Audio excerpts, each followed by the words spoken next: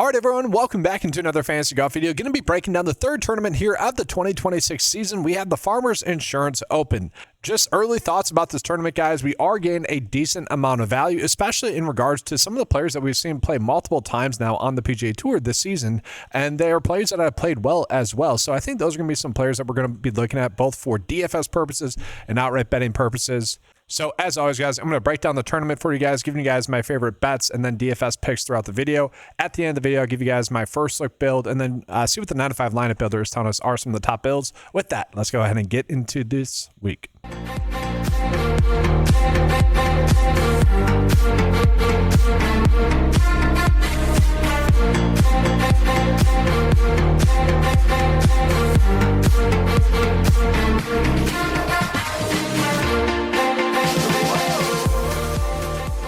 Now, guys, just a quick recap, though, from last week, guys. This was one of the first look builds that I gave you guys last week. Obviously, I had Scotty in there. We knew it was pretty crucial to get Scotty into builds. Had Siwoo, Tom Hoagie as well. Unfortunately, a little bit of letdown with some of the guys in the middle here with this first look build. Still would have been enough to cash in single entry contests. And then I have to share a very tilting lineup from round one showdown for me. It's a lineup that I made in the morning on Thursday morning just because I wanted to get a little bit more action in for showdown purposes. Mostly because I also realized that I hadn't really gotten that much action in single entry wise or hand build wise for round one. And yeah, guys, it's brutal. Okay, so this is the lineup here. It won by 40 points. I mean, this is the most optimal build I will ever make, literally, this year, and maybe ever. I mean, this was insane. Everyone -8 or lower than that.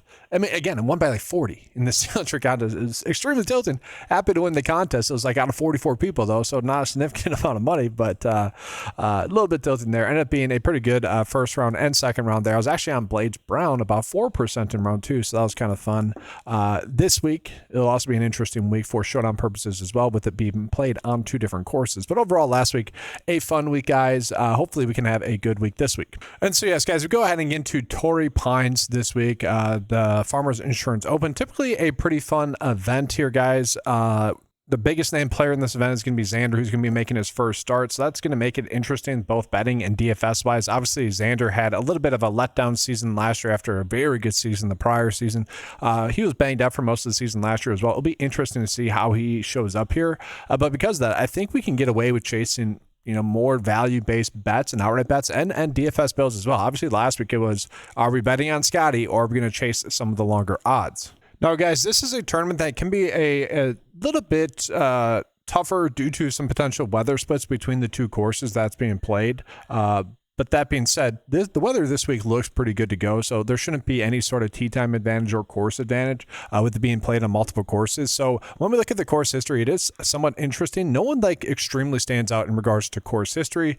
Jake Knapp's up in there, Xander, Sam Stevens, Hideki. I think we're going to be looking at Hideki, guys. Very good course history for him. Taylor Pendrith been pretty solid recently, but we're looking at this, guys. No one is pretty elite here, and this is a course where it can play more difficult. This event can play more difficult. It's typically a harder scoring track. And so if your game is not on, you're going to get eaten up by this course. And so that's where I am kind of leaning more towards golfers that have made multiple starts this season. I'm definitely using that as a 50-50 decision maker if I'm stuck between a couple of plays or outright bets. Definitely going to be chasing golfers that have at least played once and especially more twice here. And so I think that's something we're going to be looking at. Now, with this tournament being played on multiple courses, the key stats are a little bit skewed with kind of what we can be looking at. I tend to look at more general key stats here, guys. So what we're looking at, we are going to be looking at par 5 scoring. You do need to be scoring on those par 5s. That is very much key. And then we're looking at effective birdie to bogey ratio. So we're looking at birdie to bogey ratio still because you need to be scoring, but we're also looking at bogey avoidance as well. You got to be avoiding those big numbers. So that's what that's measuring. Still looking at total driving because it is a longer track. You need to be still placing yourself in good spots off the tee. So we're looking at that. And then strokes gain around the green as well as strokes gain putting are what we're looking at this week, guys. Okay, so kind of an interesting week stat fit wise. We're kind of looking at safer golfers, if you will. But at least we've seen a decent amount of some of these golfers as well already this season. So I do like that aspect there. But not a perfect week when we're looking at some of the key stats or top stat fits that we are getting here as well. So definitely interesting there. More hit or miss in that regard with some of these plays. Then we go ahead and take a peek at the recent form. Again, this is going to be a little bit skewed here, guys, because there is, still a bunch of golfers that we haven't seen played this year. Xander Schauffele would be in one of the best forms in the field had we seen him recently, but this is his first start again of the season, so a little bit tough to get to him, but still not bad. Hideki's appealing, Chris Goddard's appealing, Siwoo Kim's appealing, Cameron Young's making his first start. I don't mind the idea of getting to Harris English. I thought Patrick Cantlay was fine last week. Matt McCarty's going to be appealing. So I actually do like chasing a lot of these golfers that are in some pretty good recent form. I think that's a good route to go. And then just worth calling out the specialist data, guys. So these are golfers that, again, are going to be good fits for the tournament in general, based off all the unique course characteristics for that week. And so if we just sort it by the specialist data, we got Xander popping up in there, JJ Spawn, Harris English, kind of makes sense. Obear, Hideki, Keegan, again, kind of makes sense. Vince Whaley popping up in there is kind of interesting. Aaron Ride, Taylor Pendrith. So just some interesting players that are popping up in there, guys. And so now let's go ahead and jump on into those high tier golfers. So I will say, guys, if Xander is on his game, he should really win this week if he is on his game. You can get him at about 14-1. And we just don't exactly know what to expect from him. But he has played this course a decent amount, has played this course well as well in the past, guys. 2 top 15 finishes over his past 2 starts here. Obviously played really well in the fall swing as well, kind of turned things around. Top 10 at the Open Championship and Scottish Open. That was really well. He wasn't playing like great golf. He really turned it around there at those events, was really grinding it out. It never seemed like we were seeing peak Xander really the whole season last year. And again, he was a little bit banged up, got off to a slow start. You would expect him to bounce back. I don't hate the idea of chasing a 14-1 bet on him. For DFS purposes, I have had a lot of salary left over with some of the first builds that I've been able to make where I have just went with Xander. I'm like, sure, why not? Best player in the field, let's do that. He's not exactly someone I'm going out of my way to play, but it's weird to call the highest priced player on the slate and like the clear best play in the slate a shoulder shrug play, but that's kind of what he is to me this week, guys. It's just more of a shoulder shrug play as the highest price and clear best play on the slate. And so we move on from there, guys, and we look at maybe something like Cameron Young, who, again, the concern with him is not how good of a play he is on paper. We kind of know he's going to be a great play on paper. It's going to be the fact that we haven't seen him recently. He was coming in off of a burner there where he was just dominating, and now we're seeing him play in an event where, he has played well in the past, top 20 finish, stat fit wise, best staff in the field, a top 15 specialist as well. Had we seen him make a start this year, we would just be loading up on him at, about 10K, and then also about 19 or 22-1 on some sites. Like that would end up being a good play.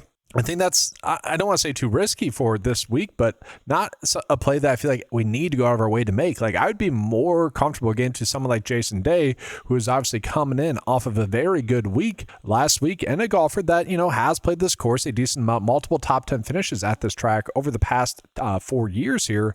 And then recent form, guys, nice to see him play well at the American Express last week. And then, he's someone that typically is going to be able to make cuts and typically play well. And so I don't mind the idea of getting to him. I do feel like he is a little bit juiced up though. Like he should probably be more of a 9K play rather than a 9.6K play.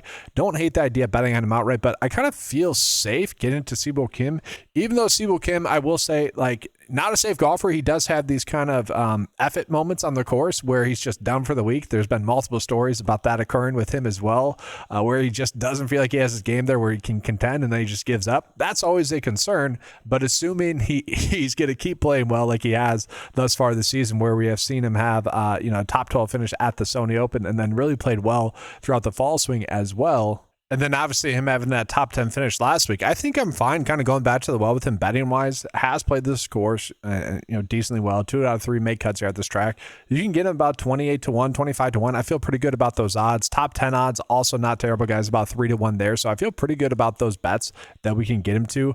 9-5's only giving him about 20% chance to top 10, where in comparison to the top odds, they're giving him about 25%. So maybe not the best like plus EV bet there. Maybe you'd be better off just going with him to top 5 or win outright a little bit better there. Again, I don't mind that route to go there with Siwoo Kim. And then I will say Hideki is extremely appealing as well. Not only does he have that very good course history that we saw, guys, but he's going to be top 20 or better in all the key metrics that we're looking at here. Obviously a very good make cut streak, played really well at the Sony Open, which was his first start of the season. Top 20 place finish there. I feel like he's a safe play. The question is, does he have the upside to win? If you wanted to bet him to win, I wouldn't hate it at about 27-1, 29-1 on some sites. I think I'd be fine with that. But for DFS purposes, I feel like he is a very safe play for us this week, and I don't mind chasing that. Now, from there, I don't mind the idea of getting to Harris English, Chris Goddard. Again, I'm fine with as well. Those are both fine plays there as well. But we jump into the mid tier, and I will say it does really feel like Ryan Gerard was kind of mispriced this week. Last week, he ended up being someone I got onto a decent amount simply because he had a very good Vegas made cut likelihood. Wasn't exactly an elite play data wise. But with Vegas telling us that he was going to be, a pretty good option to make the cut, you kind of just have to chase that. And so it ended up really working out there, guys. So now 2 top 5 finishes over his last 2 starts. And again, that's looking at this season. So we like that. We also like that he finished top 20 at this tournament. What was that, last year? So like that there. And data-wise, really appealing there data-wise. The only concern from him is going to be that total driving. Other than that, pretty good. Top 10 in par 5 scoring, and then top 10 in effective birdie to bogey ratio. So we're not really going to expect him to make any errors. And so for like lineup purposes, I really like the idea again to him. Now, after that in the mid tier, I don't feel like we necessarily need to go out of our way to target anyone else. I could mess around with Wyndham Clark, Taylor Pendrith. Like, they're all kind of more GPP options for me. Max Homa, I would be fine getting to Max Homa as price tag, but again, he's more of a shoulder shrug play. Same thing there with Jake Knapp, Adam Scott as well. Again, they're all shoulder shrug plays, but there's no real reason to go out of our way to overly target them. Jake Knapp is a little bit appealing from like an outright perspective where he has played this course well. Like, I don't hate that. Top 15 place finish at the Sony Open as well. 45-1, that, probably correct odds, but also, not terrible. Like, he's not terrible. I get it. And then like Brooks Koepka, just to mention, guys, kind of interesting to have him back. It'll be kind of interesting to see the discourse that goes on just around the PGA Tour and just media coverage with him this week being back on the PGA Tour. I don't know. I'm kind of indifferent about it. I don't really have a take on it. I would actually be interested in hearing some of your guys' takes about Brooks Koepka being back, quote unquote, back. Obviously an event that he's enjoyed playing at. So I don't really have a take on it, either DFS wise or outright wise as well. Doesn't seem worthwhile to me. So let's go ahead and jump down now into this lower tier. And I will say we are getting a lot of great plays in this lower tier. I don't hate the idea of chasing like Matt McCarty, guys, who has had 2 top 10 finishes over his past three starts. I don't mind that. Sam Stevens, though, to me is one of the more appealing plays this week, especially considering his price tag. Okay, so Sam Stevens, guys, recent form, I really am going to be chasing that top 10 finish at the American Express last week, but also the make cut at the Sony Open. On top of that, he does have good course experience, guys. Runner up last year, 43rd and 13th place finish. So we really are chasing that course history, but also that top 10 finish. And that, again, I'm kind of okay chasing that this week, just trying to get some golfers that have played some of those competitive rounds. And if we look at some of the odds that we're getting on him, some sites are offering him at 50-1. And for what it's worth, guys, with Ryan Gerard as well, DraftKings at 45-1, clearly a poor line for them. So get that while you can. Other sites have him correct at about 33-1. Now, there are other interesting options down here as well, guys. Garrett Kigo is someone that had a tremendous fall swing. And if you wanted to chase him at like 55-1 on BetMGM, I really wouldn't hate that idea. Again, he had a very good fall swing, multiple top 10 finishes, 4 straight there, which is obviously spectacular, and had played this course, making the cut 2 out of 3 times here at this track. So kind of interesting, decent chance that he has some sort of local ties here. So that's a little bit interesting there as well. Second best staff in the field, again, using kind of some of last year's data for him, because obviously we haven't seen him this year.